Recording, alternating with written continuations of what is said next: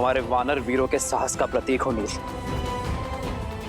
इस प्रकार हार नहीं सकते।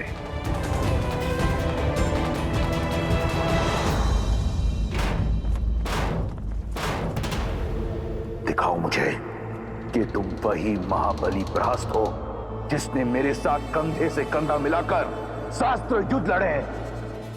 वीरों, संसार में ऐसा कोई कवच नहीं जिसे हम राक्षसों का बल तोड़ ना सके। इस कवच के पीछे हमारा लक्ष्य है। लंकेश के शत्रु हैं, हमारा आखेट है। लगा दो अपना संपूर्ण बल और तोड़ डालो इसे।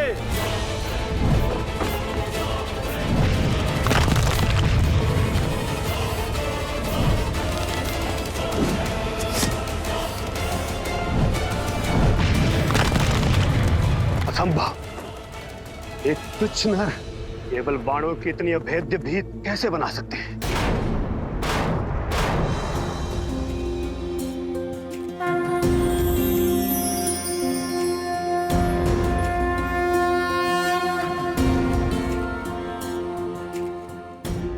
जागो नील, अपने नेत्र खोलो। तुम्हारे राम को तुम्हारी आवश्यकता है।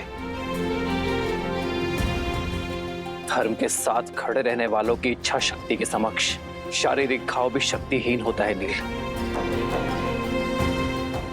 जागो मेरे वानर वीर, जागो।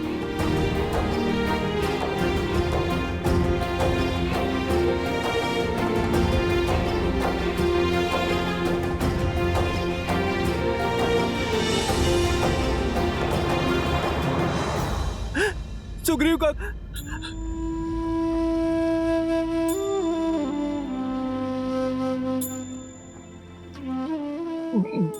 प्रभु, कैसे हो नील?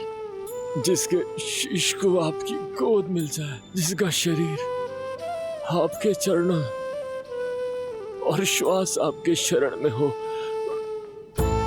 वो तो मानो स्वर्ग में ही होगा ना प्रभु।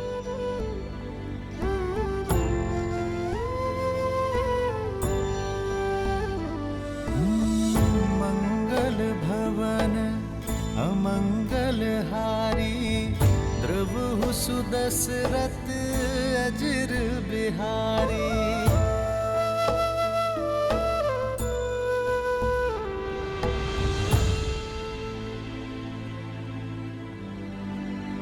पीड़ा अधिक तो नहीं हो रही ना नील? आपका स्पर्श मिलने से सारी पीड़ा समाप्त हो गई प्रभु। स्वयं को पूर्णता स्वस्थ और ऊर्जावान अनुभव कर रहा हूं। बस मन में एक ही ग्लानि है, एक ही दुख है कि मैं आपकी आशाओं पर खरा नहीं उतर पाया प्रभु। युद्ध में शत्रु को नहीं हरा पाया मैं। मुझे क्षमा कर दीजिए प्रभु, मुझे क्षमा कर दीजिए। क्षमा तुम नहीं, तुम्हें क्षति पहुंचाने वाले मांगेंगे नील।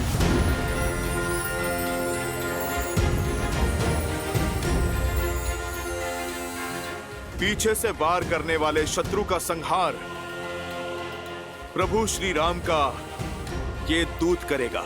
जय महावीर हनुमान। अब युद्ध भूमि में हाहाकार मैया सीता का ये पुत्र मचाएगा। नहीं हनुमान, इसकी कोई आवश्यकता नहीं है। संघर्ष युद्ध भूमि में हो या जीवन में, उसका सामना स्वयं करना पड़ता है। यदि प्रहार नील पर हुआ है तो उस प्रहार का उत्तर देने का अधिकार केवल नील को ही है। प्रभु, किंतु नील को तो गहरी चोट लगी है। चोट शरीर पर लगी है, साहस पर नहीं, सामर्थ्य पर नहीं। यदि मन ठान ले तो शरीर भी साथ अवश्य देगा।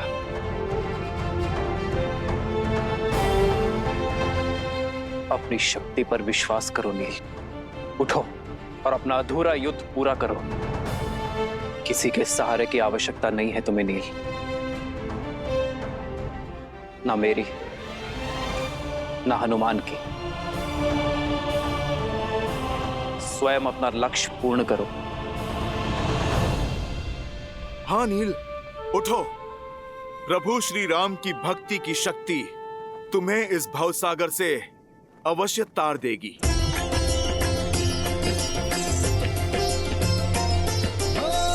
मंगल भवन मंगल हारी, प्रभु सुदशरथ अजर बिहारी।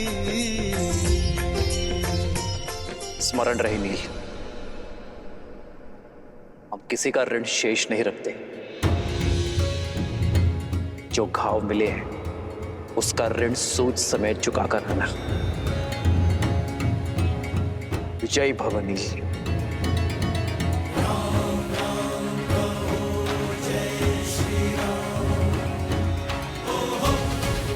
लो नील। राम राम कहु जय श्री राम, दशरथ नंदन राजा राम।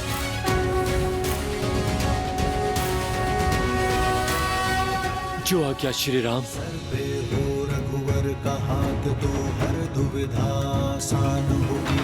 तुम वीर पुरुष तुम पराक्रमी, तुम मर्यादा के हो स्वामी। साथ तुम्हारा जिसके साथ, तुम संकट हर लो आगामी।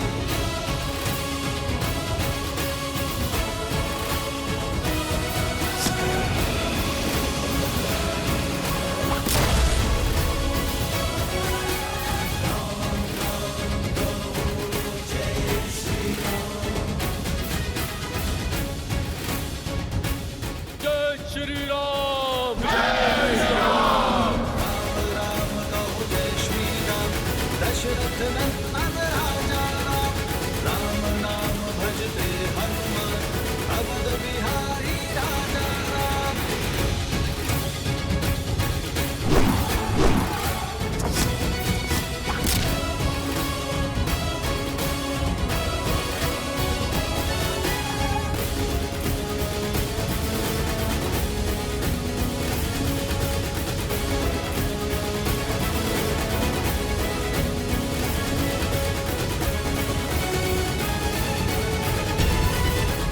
देख क्या रहे हो प्रहस्त? मेरे हाथ में एक गदा नहीं, मेरे राम का आशीष और उनका स्पर्श है।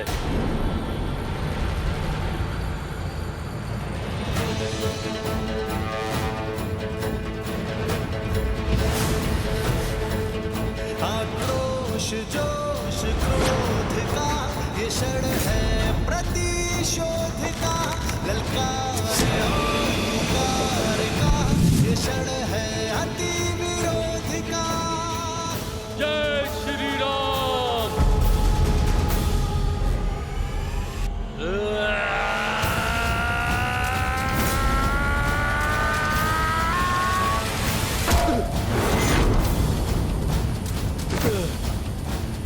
वानरों की सेना अब तो तैयार है।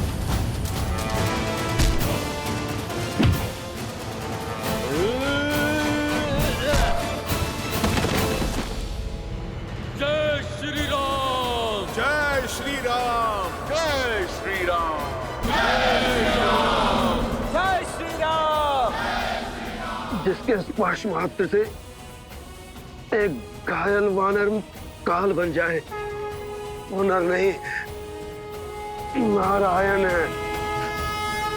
श्री राम श्री राम श्री राम।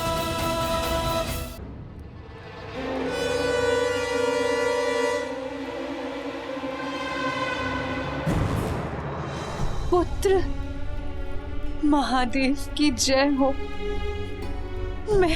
मेरा पुत्र ठीक हो गया। उसकी सुध लौट आई। युद्ध भूमि में क्या हो रहा है? मैंने उन दोनों भाइयों का वध कर। सारी चिंताएं छोड़ दो पुत्र, केवल विश्राम करो और शीघ्र अतिशीघ्र स्वस्थ हो जाओ। युद्ध भूमि की सारी चिंताएं अपने पिताश्री पर छोड़ दो। क्या अर्थात युद्ध अभी तक समाप्त नहीं हुआ? उन दोनों भाइयों की मृत्यु नहीं हुई? मैं अभी जाकर उन दोनों का अंत कर दूंगा।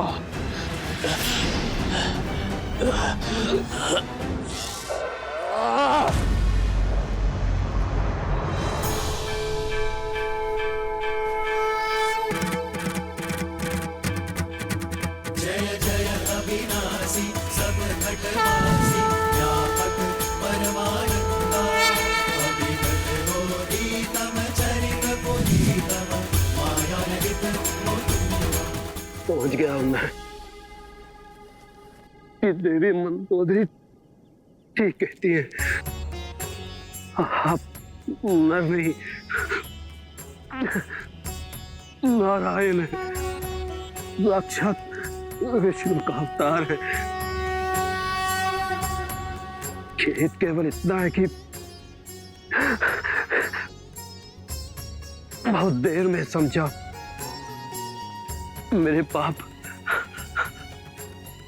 क्षमा करें।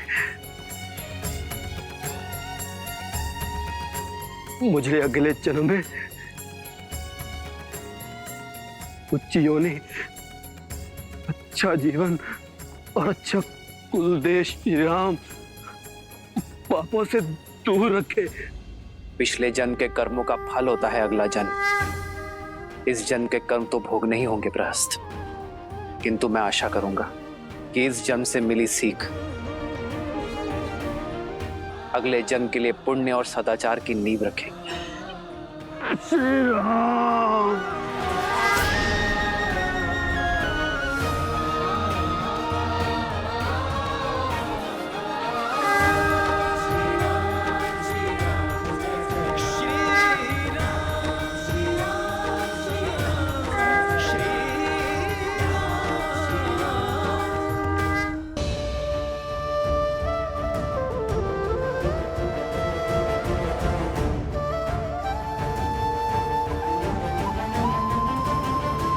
चंद्रमा की ओर देखकर इतनी चिंतित क्यों हो रही हो सीता? चंद्रमा का आकार घट रहा है त्रिजटा। कार्तिक अमावस्या निकट है और उससे पहले हमारा अयोध्या पहुंचना आवश्यक है। 14 वर्ष वनवास की अवधि समाप्त होने को है त्रिजटा। लंकेश के पास असीम बल और असाधारण संसाधन हैं। हार मानने का तो प्रश्न ही नहीं है। लंकेश चाहे तो इस युद्ध को अनंत काल तक खींच सकते हैं। श्री राम कितना भी प्रयास कर ले, इतनी शीघ्र लंकेश से प्रतिकार संभव नहीं होगा। अमावस्या से पहले अयोध्या कैसे पहुंच पाओगे तुम सब? भैया, वेद की भांति समय हाथों से फिसल रहा है भैया। कार्तिक अमावस्या से पूर्व किसी भी मूल्य पर हमें अयोध्या पहुंचना ही होगा।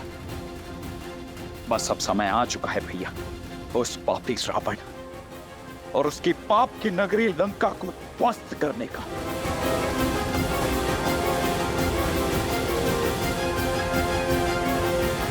आज की अवधि समाप्त होने को है त्रिजटा।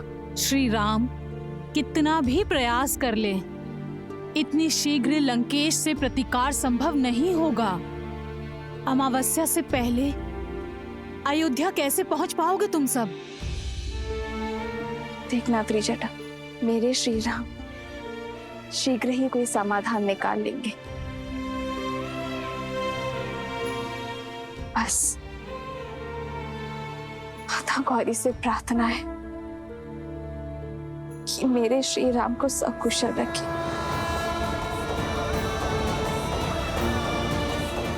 तन से भी और मन से भी। मेरे श्री राम के हृदय को कितनी पीड़ा हो रही होगी, इतने निकट आकर भी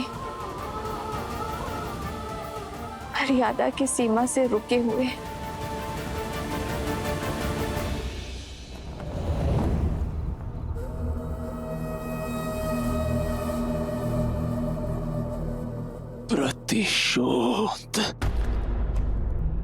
प्रतिशोध चाहिए मुझे।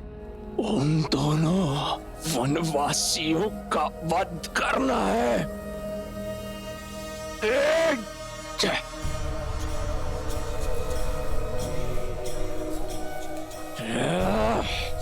प्रतिशोध की अग्नि को प्रज्वलित रखने के लिए उसमें विश्वास का घी डालना पड़ता है, दुर्बलता का जल नहीं। स्मरण करो,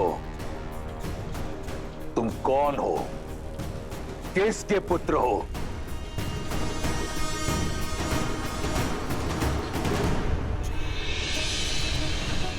तुमने मुझे वचन दिया था कि तुम उन दोनों वनवासियों का संहार करोगे। अब उठो और पूर्ण करो अपना वचन, एक वीर की भांति। लंकेश, मेरा पुत्र घायल है। लंकेश, युद्ध भूमि में लगे घाव वीर का श्रृंगार होते हैं, उसके पांव की बेड़ी नहीं। युद्ध का आरंभ उन वनवासियों ने किया था, परंतु उसका अंत हम करेंगे। उठो मेघनाद, अपना वचन पूर्ण करो और अपने शत्रु पर मृत्यु का मेघ बनकर गरजो, बरसो। क्या एक पराई स्त्री की इच्छा अपने पुत्र के रक्त से बड़ी है आपके लिए लंकेश? सुध में मेघनाद को नहीं, आपको आने की आवश्यकता है। प्रतिशोध के मत में परिस्थिति को नकार कर मृत्यु से निकले मेरे पुत्र को पुनः मृत्यु की ओर धकेल रहे हैं आप। पिता हैं आप उसके, कुछ तो दया दिखाइए लंकेश। मौन, मौन। एक वीर को दया की नहीं, दिशा की आवश्यकता होती है। ये जो यहां मूर्छित पड़ा है, ये कोई साधारण राक्षस नहीं, मेरा पुत्र इंद्रजीत है। घोर तप से अर्जित मेरा वरदान है। इतनी जल्दी इसका शौर्य क्षीण नहीं हो सकता। लंका का युवराज है ये, इसे अपना कर्तव्य पूरा करने दो। लंका के शत्रु वहां हमारी प्रतीक्षा कर रहे हैं, उन्हें उत्तर देगा मेरा मेघनाद। उठो मेघनाद, बहुत हुआ विश्राम, अब करो संग्राम, करो संघार, प्रयास से, प्राण से। वयम रक्षामा, वयम रक्षामा। यदि ऐसा ही है तो मेरे पुत्र तक पहुंचने के लिए अपने संग्राम की पहली भेंट मुझे चढ़ाइए आप लंकेश, क्योंकि ये मां ना आपकी हठ पूरी होने देगी और ना ही अपने पुत्र को कहीं जाने देगी। क्योंकि जो मेरे सामने है वो लंका का युवराज नहीं मेरा पुत्र है, जिसे मैंने अपनी कोख में पाला है, अपने रक्त से पाला है लंकेश। और इस रक्त को अब मैं बहने नहीं दूंगी। इसे जीवन दिया है मैंने, और मेरे होते हुए इसका जीवन जाने नहीं दूंगी मैं। यदि अब युद्ध में मेघनाद गया तो मेरे शव से होकर जाएगा।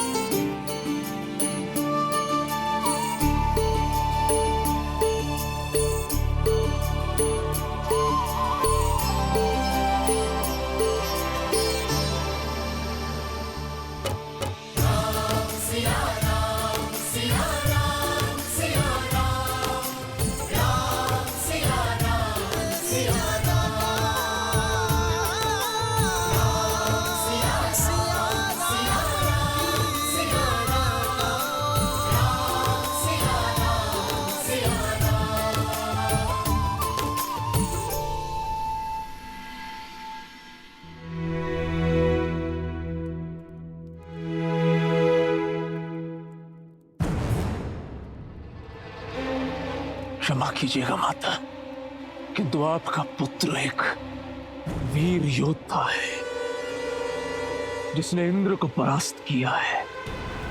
मैं एक तुच्छ वनवासी से पराजय स्वीकार नहीं कर सकता। वो वनवासी नहीं, नारायण है मेघनाद। मेरे नारायण केवल मेरे पिता है, और मेरा लक्ष्य उनके सम्मान की रक्षा करना। मेघनाद, तुम घायल हो पुत्र। और मेरे घावों की औषधि उस वनवासी का रक्त है। मेघनाद, मैं उसी से ठीक होऊंगा। वाह, वो वनवासी बिना किसी वैद, बिना किसी औषधि के रण में खड़ा है। यही आशा थी मुझे तुमसे कि तुम ये साहस दिखाओगे। अब समय आ गया है पिताश्री कि मैं आपकी वो आशा पूर्ण करूं। इस युद्ध पे सदा सदा के लिए विराम लगा दूं। आप केवल आज्ञा दीजिए। आज्ञा है मेघनाद, परंतु पहले ब्रह्मदेव के वरदान अनुसार वट वृक्ष की पूजा करो। उसके उपरांत माता निकुंबला देवी की गुफा में जाओ और अनुष्ठान करो। वो रथ पुनः पाओ जिसमें बैठकर तुम अजयी हो, अमर हो। और फिर जाओ उस वनवासी और उन मरकटों को उनकी उद्दंडता का दंड दो। स्मरण रहे पुत्र, हम राक्षस हैं। हमें हर वरदान घोर तप के पश्चात मिलता है। वहीं रुक जाओ मंदोदरी। ये बात एक पिता और पुत्र, एक राजा और युवराज के समक्ष है। इसमें हस्तक्षेप मत करो।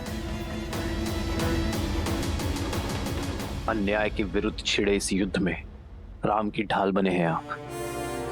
जब जब मेरे पग डगमगाए तब तब मेरा संबल बने हैं आप। हमने बहुत संयम साधे रखा, सदैव धर्म और मर्यादा का आंचल थामे रखा, किंतु शत्रु ने नियमों की अनदेखी की, सदैव अधर्म का मार्ग चुना। मेरे वानर वीरों, अब तक आप सब इस राम की ढाल रहे हैं, किंतु अब समय आ गया है कि मेरी ढाल मेरे शस्त्र बन जाए, मेरे संबल शत्रु का आधार हिला दे। असुरों ने हर असुरी शक्ति का प्रयोग किया, किंतु अब समय है मानव और वानर की एकता के शक्ति प्रदर्शन का। लंका की ये भिट्टियां हमें चुनौती दे रही हैं वानर वीरों। अब समय आ गया है लंका के अभिमान को भंग करने का, स्वर्ण लंका के मान को भस्म कर देने का, अभेद्य लंका को भेदने का। जिन्होंने इस संसार के हर घर को असुरक्षित कर छोड़ा है, उन मायावियों को उनके ही नगर, उनके ही घर में घुसकर समाप्त करने का।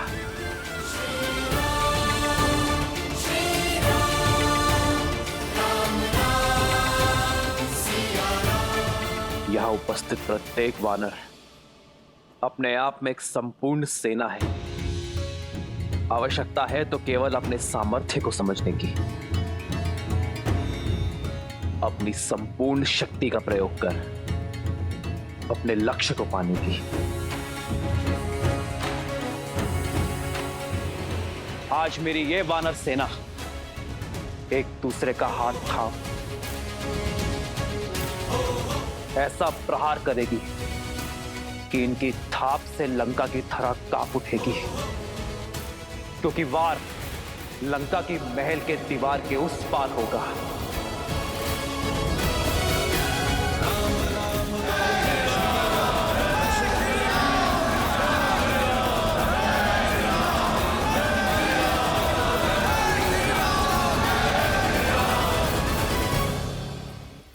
मां का स्थान सदा पिता और पुत्र के बीच ही होता है लंकेश, और महारानी को युवराज और महाराज के बीच हस्तक्षेप करने का पूरा अधिकार है।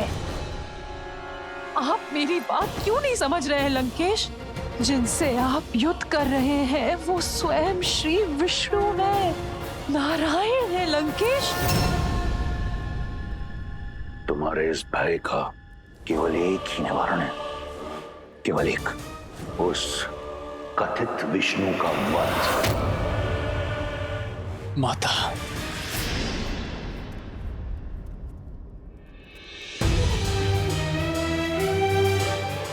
मैं आपके पुत्र प्रेम का बहुत सम्मान करता हूं।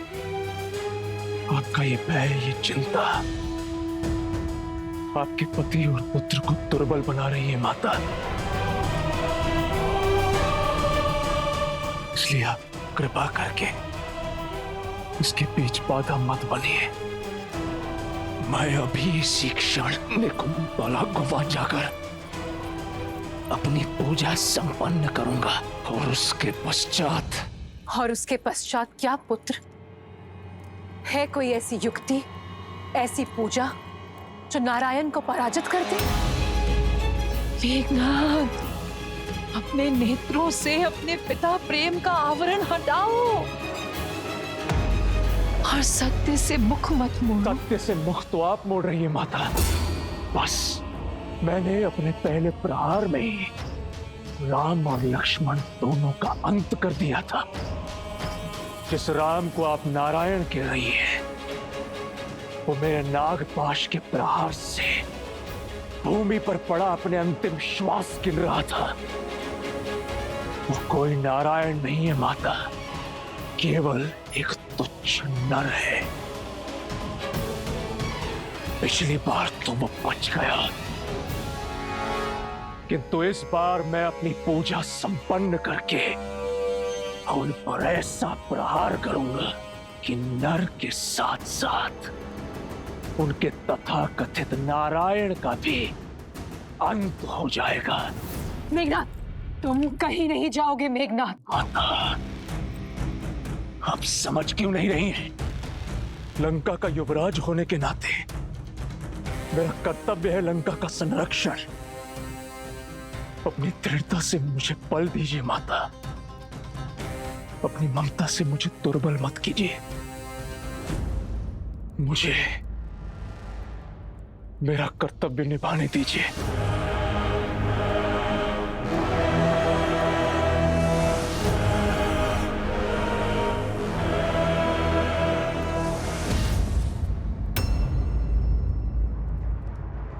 विजयी भव।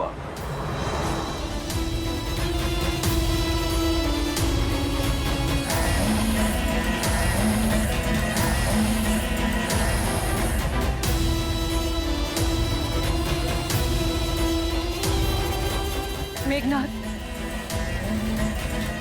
मेघनाथ मेरी बात सुनो। मेघनाथ मेरी बात समझो।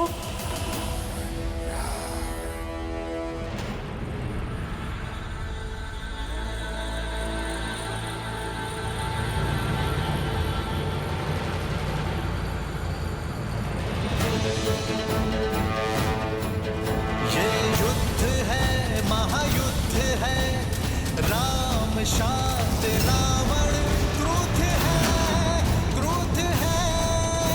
ये युद्ध है, महायुद्ध है, राम शांत रावण क्रोध है, क्रोध है, क्रोध है।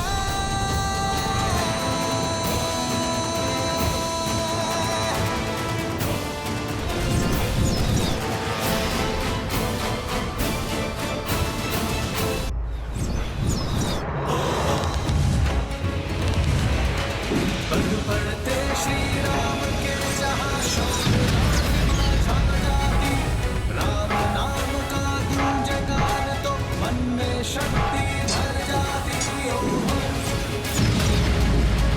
ओ हो। राम राम तो जय श्री राम, दशरथ नंदन राजा राम। राम नाम भजते हनुमान, अवध बिहारी राजा राम।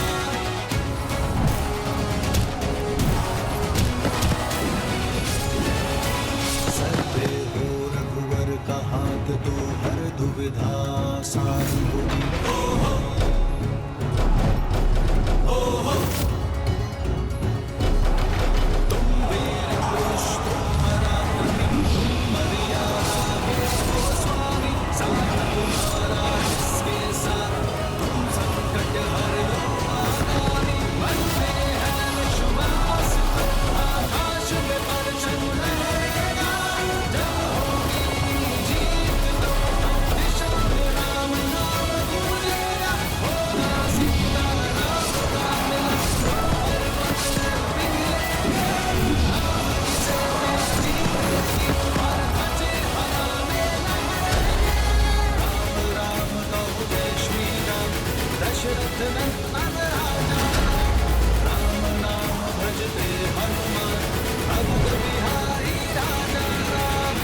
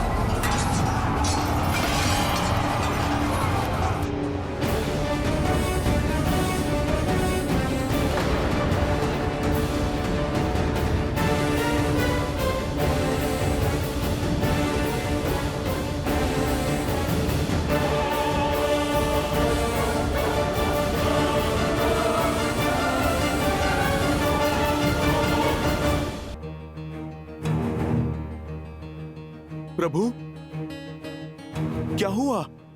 आप आकस्मिक क्यों रुक गए?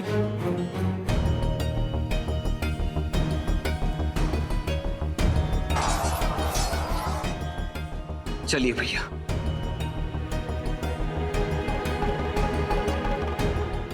मैं लंका के भीतर पग नहीं रख सकता हनुमान।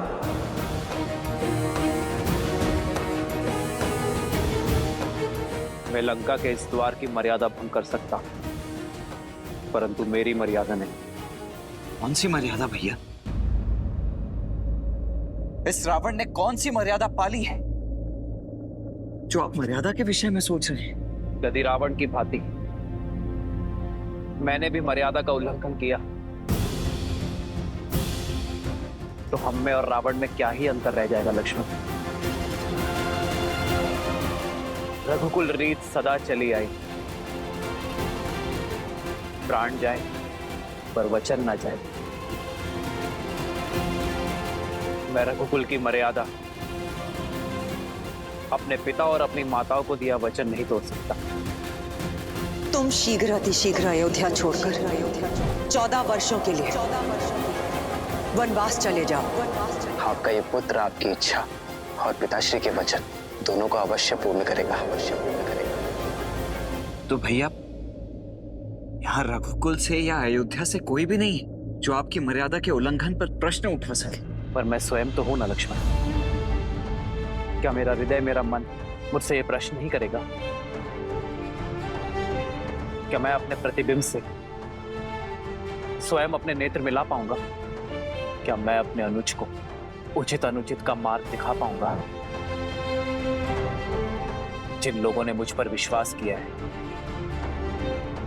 मेरे लिए अपना जीवन न्यौछावर किया है, क्या मैं उनका विश्वास सिद्ध कर पाऊंगा? मैं एक वनवासी हूं लक्ष्मण,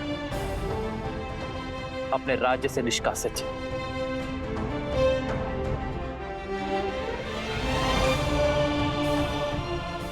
और एक वनवासी किसी का घर, किसी के नगर में प्रवेश नहीं कर सकता। ये युद्ध मर्यादा से लड़ा जा रहा है लक्ष्मण, मर्यादा के लिए लड़ा जा रहा है। फिर उसमें मैं अपने दिए हुए वचन की मर्यादा का उल्लंघन कैसे कर सकता? मेरा लंका में प्रवेश करने का प्रश्न ही नहीं उठता।